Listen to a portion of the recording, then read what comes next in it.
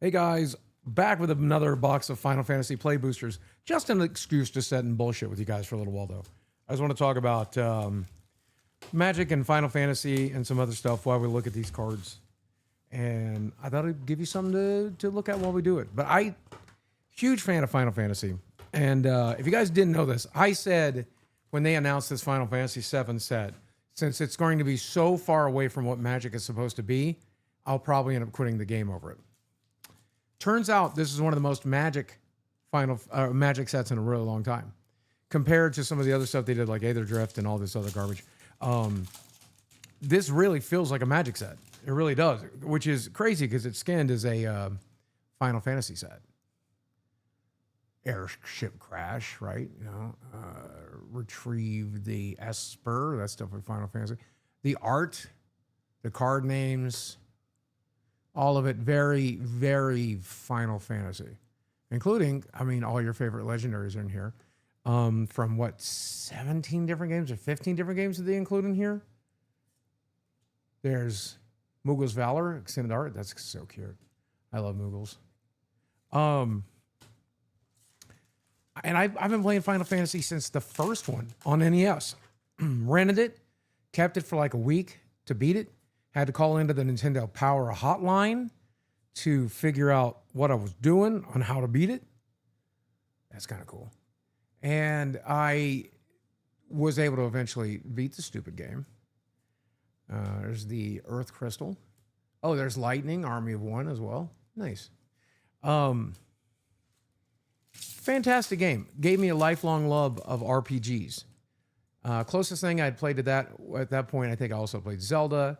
I'd also played Atari's Adventure, but there was nothing like Final Fantasy. My first JRPG of any type. This guy is such a good reprint too. Eventually played the SNES version of Final Fantasy 3. Wasn't for me. Felt too weird. I didn't like that I was picking up characters and dealing with all the dialogue and all that stuff. So it wasn't until Final Fantasy VII that I got back into it. And I had gotten out of video games because of financial stuff, trying to get my life together, get college, all this stuff. I really stopped playing video games. But when I had seen Final Fantasy VII advertised in a magazine, where I read the magazine at a local bookstore, wasn't even buying magazines. And once I found out about it and saw it on the internet, I went to the local EB Games, which is, an old school style GameStop. And I walked in and I said, hey, I need a copy of Final Fantasy VII and whatever game console you play that on. And they sold me both in that day, and I took it home and played it. And Final Fantasy VII blew my brain, blew my mind. If you have looked back at what Final Fantasy VII was, I know it probably looks like crap to you now, but at the time it was mind-boggling to tell that kind of story, to have those kind of cutscenes, to have that 3D environment. It was one of a kind. There's Sin from 10, right? Yeah, Final Fantasy X.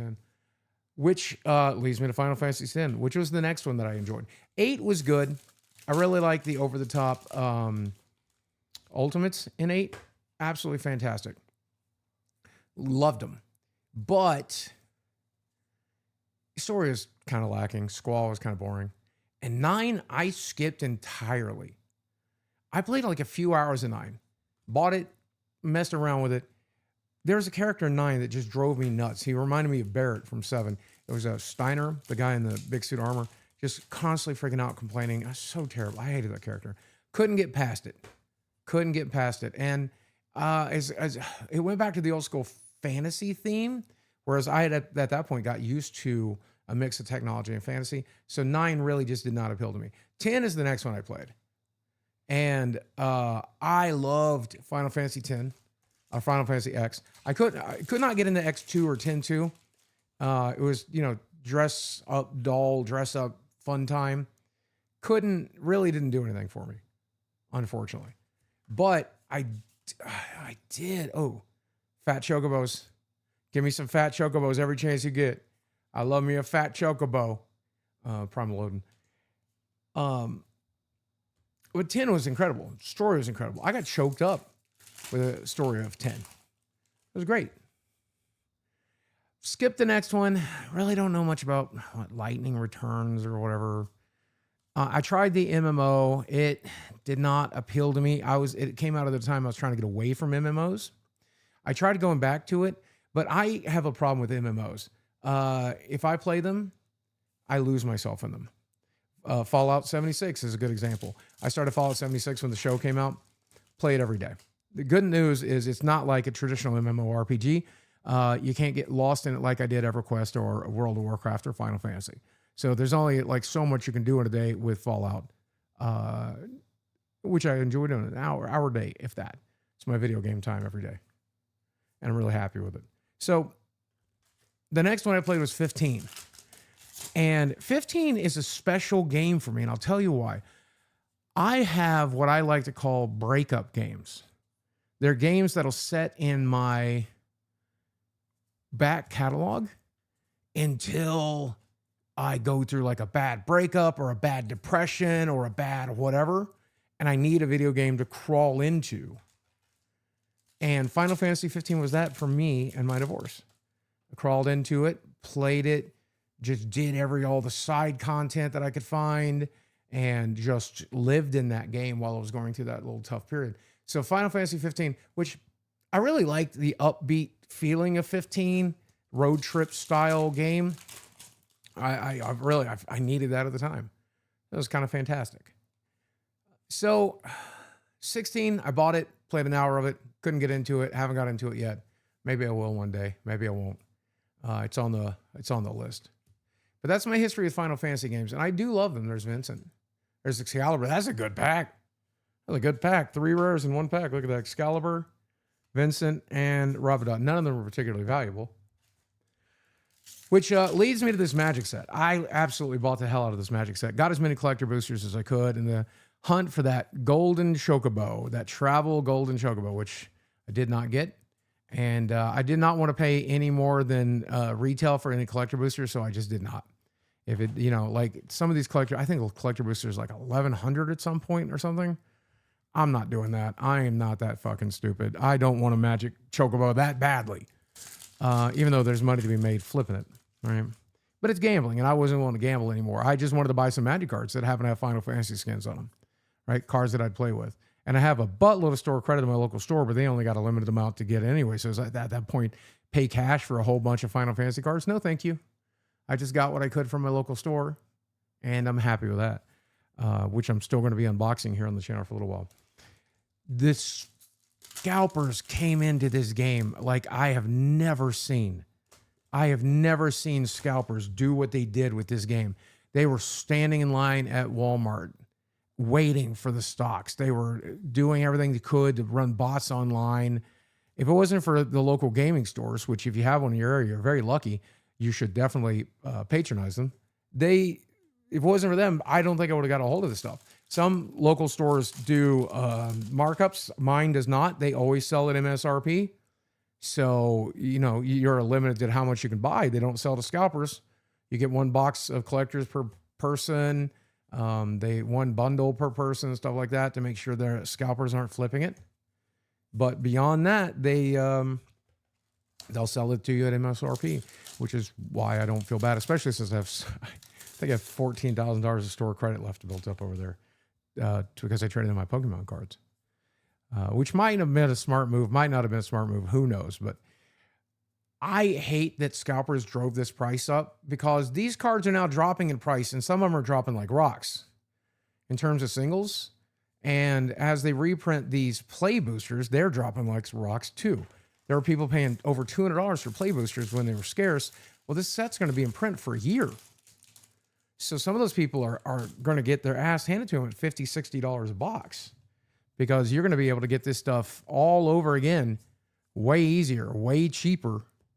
And it's a huge mistake to have wasted that kind of money. But a lot of people did. A lot of people really, really did. And it's a shame. But I wasn't one of them. I got mine at MSRP. And I'm glad that I did, thanks to my local gaming store. They're doing an event on Thursday this week, by the way. Gear Gaming, if you're nearby, feel free to swing by. They're raising money for charity. I think you'd be glad you swung by. They're doing a huge sale for charity. So, but I think that's about it. Final Fantasy getting mixed with Magic was a nice hit. The next big Universes Beyond set is Spider-Man. And people are going, oh, there we go. That's one of the cards I really desperately wanted to pull. It's the Traveling Chocobo. It's not extended art, and it's definitely not one of the neon colors or anything like that, but who cares? It's just a card I want to put in decks. Need you for my landfall deck. Very nice. Very valuable card, too. It's in a very strong standard deck as well. But the next one is Spider-Man, and people are going nuts for Spider-Man. And I feel like it's mostly speculators because a lot of the people I know that play Magic, they seem kind of meh about some of the Spider-Man cards. Sarah Fannin, I don't know who you are.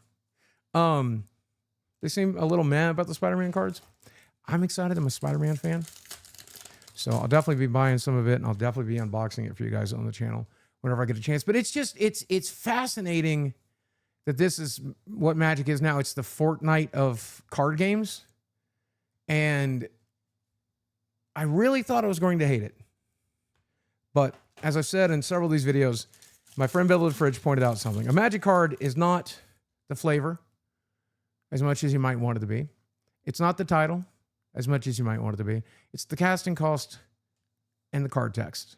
What the card does and how much it costs. That's what a Magic card is.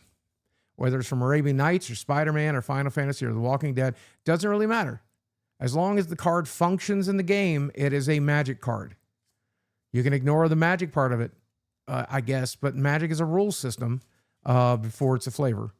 And as long as they fit in the rule system, I guess at the end of the day, I'm going to have to deal with it. And some of these sets I do not like. Not a fan of the Walking Dead shit. Was not a fan of the Fortnite reskins. Not a fan of the SpongeBob cards. Hell, I ordered them, but I'm not a fan of the Sonic cards. I'll unbox those for you when they get here in a couple of weeks. But I am a fan of Magic, and I guess if that's what it takes to play it. I started playing some Call of Duty Black Ops, and they started adding really crazy characters over there, like Silent Bob and Jay. Yeah, that's real relevant these days. Some other dumbass characters like that, and people complaining there because they don't want their Black Ops to be Fortnite. But it makes money, I guess. It brings new people into the game, I guess, even if it drives some of us old heads crazy. And that's what Magic always needs and will always need. If I want my huge collection, that card's so good. I love that little Chocobo. If you want your cards to maintain value, there's a hit. Sephiroth. Let's go. Chase card of the set. Nice. Very nice. I think it's still the chase card. I think it's clocking in like 30 or 40. Pretty good. I like them. If you want your cards, old heads, to maintain value, bringing new people into the game is the way to do it because they'll want those old playable cards. And it keeps the game alive so that the cards you've invested in stay worth investing in as more people try to get them. And I'm glad for that. So love this game. Never given it up. Can't make me do it. Will I stop unboxing them on YouTube? Yeah, well, like obviously this channel doesn't do as well as it used to. And these videos that I'm uploading now are not going to help that situation when I do these unboxings, but I don't care. I like them. I like them. Ninja's Blades. That goes on my Ninja deck. And that'll do it. All right, I got to get a bunch of cleanup to do. I got like 4 more boxes of Final Fantasy to show you guys. I have another box of Edge of Eternity to show you guys. I even picked up some on deep discount, some Return to Ixalan cards to unbox. So get used to these unboxings. I'll probably do more of them on live stream. Don't forget, if you're still interested in me, this channel, this content, hit subscribe so you can turn notifications on for the next time I go live. But until then, as always, guys, thanks for watching. I'll speak with you again soon.